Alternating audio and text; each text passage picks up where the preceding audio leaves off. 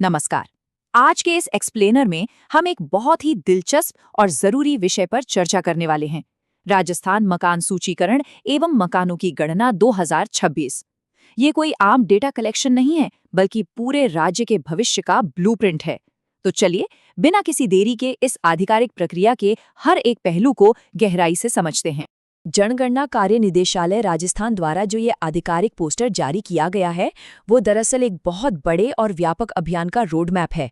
कमाल की बात यह है कि एक ही जगह पर अभियान की तारीखों से लेकर उन सारे सवालों की लिस्ट दे दी गई है जो प्रगणक यानी डेटा इकट्ठा करने वाले फील्ड में पूछने वाले हैं। आइए इस मुश्किल सी लगने वाली जानकारी को थोड़ा आसान और बोलचाल की भाषा में डिकोड करते हैं।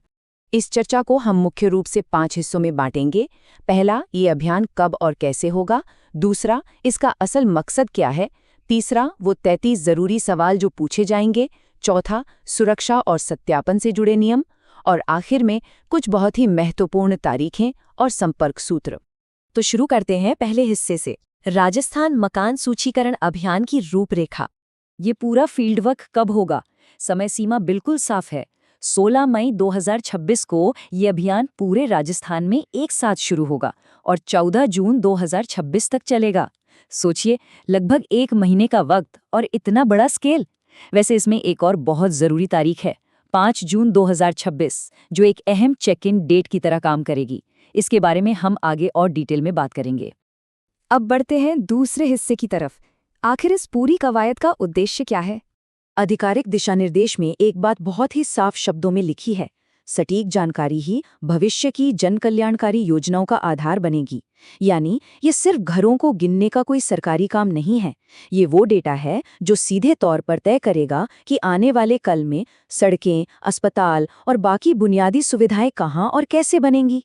इसलिए इसमें दी गई जानकारी का सटीक होना लिटरली सबसे ज्यादा जरूरी है। चलिए, अब तीसरे और सबसे बड़े हिस्से पर आते हैं, वो 33 महत्वपूर्ण प्रश्न। ये नंबर 33 अपने आप में बहुत कुछ कहता है। प्रगणकों द्वारा पूरे 33 अलग अलग सवाल पूछे जाएंगे। इसका मतलब है कि डेटा कलेक्शन कितना डीप और डिटेल में होने वाला है।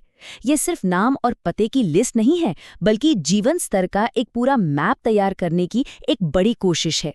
अब 33 सवाल सुनकर लग सकता है कि भाई ये तो बहुत लंबी लिस्ट है, लेकिन घबराने की जरूरत नहीं है। इस लिस्ट को बहुत ही लॉजिकल तरीके से अलग अलग थीम्स में बांटा गया है। इससे ये समझना एकदम आसान हो जाएगा कि प्रशासन दरअसल किस तरह की जानकारी ढूंढ रहा है। तो आइए इन थीम्स को एक एक करके देखते हैं। सबसे पहले आते हैं शुरुआती 7 सवाल, जो पूरी तरह से घर के फिजिकल स्ट्रक्चर पर फोकस करते हैं। सवाल 1 और 2 में बिल्डिंग और मकान नंबर दर्ज किया जाएगा। इसके बाद तीसरे से 5वें सवाल तक ये नोट किया जाएगा कि मकान के फर्श, दीवार और छत को बनाने में मुख्य रूप से कौन सा मटेरियल इस्तेमाल हुआ है। और फिर छठा और 7वां सवाल मकान के उपयोग और उसकी वर्तमान हालत के बारे में है। बेसिकली इससे उस इलाके के हाउसिंग इंफ्रास्ट्रक्चर की क्वालिटी का सटीक अंदाजा लगाया जा सकेगा। इसके बाद हम बढ़ते हैं डेमोग्राफिक्स यानी जनसांख्यिकी की तरफ। सवाल 8 से लेकर 15 तक पूरी तरह से परिवार और उसके सदस्यों पर आधारित हैं। परिवार में कुल कितने लोग हैं, मुखिया का नाम क्या है, उनका जेंडर और कास्ट कैटेगरी क्या है, ये सब पूछा जाएगा। यही नहीं, मकान खुद का है या किराए का, उसमें कितने कमरे हैं और कितने मैरिड कपल्स वहां रहते हैं। ये सारी डिटेल्स जनसंख्या के घनत्व और सामाजिक ढांचे को समझने के लिए एकदम क्रूशियल हैं। अब आते हैं सवाल 16 से 24 पर, जो शायद डेली लाइफ से सबसे ज्यादा जुड़े हुए हैं। ये सवाल घर की बेसिक सुविधाओं को चेक करते हैं। क्या पीने का साफ पानी आसानी से मिल रहा है? घर में रोशनी का मेन सोर्स क्या है? टॉयलेट, गंदे पानी की निकासी, बाथरूम और किचन की हालत कैसी है? और हाँ, खाना पकाने के लिए कौन सा ईंधन इस्तेमाल होता है, जैसे एलपीजी या कुछ और? ये वो डेटा है जो सीधे तौर पर स्वास्थ्य और साफ सफाई से जुड़ी भविष्य की नीतियों को शेप देगा। आखिर में आते हैं सवाल 25 से 33, जो घरेलू संपत्ति और लाइफस्टाइल को मेजर करते हैं। घर में रेडियो, टीवी, इंटरनेट या स्मार्टफोन है या नहीं? साइकिल से लेकर कार तक कौन से वाहन मौजूद हैं? 32वां सवाल खुराक के बारे में है, यानी मुख्य अनाज कौन सा खाया जाता है। और सबसे लास्ट में 33वें सवाल में एक मोबाइल नंबर मांगा जाएगा। लेकिन यहाँ एक बात बिल्कुल क्लियर कर दी गई है, ये नंबर सिर्फ और सिर्फ इस जनगणना की सूचना देने के लिए ही इस्तेमाल होगा, किसी और काम के लिए नहीं। चलिए अब आते हैं चौथे हिस्से पर, सुरक्षा और सत्यापन नियम। ये हिस्सा सच में सबसे जरूरी है, क्योंकि प्रशासन सुरक्षा को लेकर बहुत ज्यादा सतर्क है। जब भी प्रगणक घर आएं तो सबसे पहले उनकी ऑफिशियल आईडी देखनी चाहिए। आईडी पर एक स्पेशल क्यूआर कोड होगा जिसे स्कैन करके उनकी पहचान वेरीफाई की जा सकती है। और एक सबसे बड़ा नियम जिसे ध्यान में रखना ही है, इस पूरी प्रक्रिया में किसी भी तरह का पर्सनल डॉक्यूमेंट या मोबाइल पर आया कोई भी ओटीपी किसी के साथ शेयर नहीं करना है। जनगणना के काम के लिए इनकी बिल्कुल भी जरूरत नहीं होती है। अब आखिर में बात करते हैं पांचवें हिस्से की, कुछ महत्वपूर्ण तिथियां और संपर्क विवरण। याद है हमने शुरू में एक तारीख की बात की थी, 5 जून 2026। ये एक बहुत ही अहम चेक इन डेडलाइन है।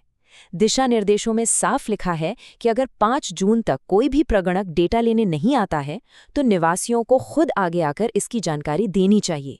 इसका सीधा सा मकसद ये सुनिश्चित करना है कि इस इतने बड़े अभियान में कोई भी घर या परिवार गलती से भी छूट न जाए।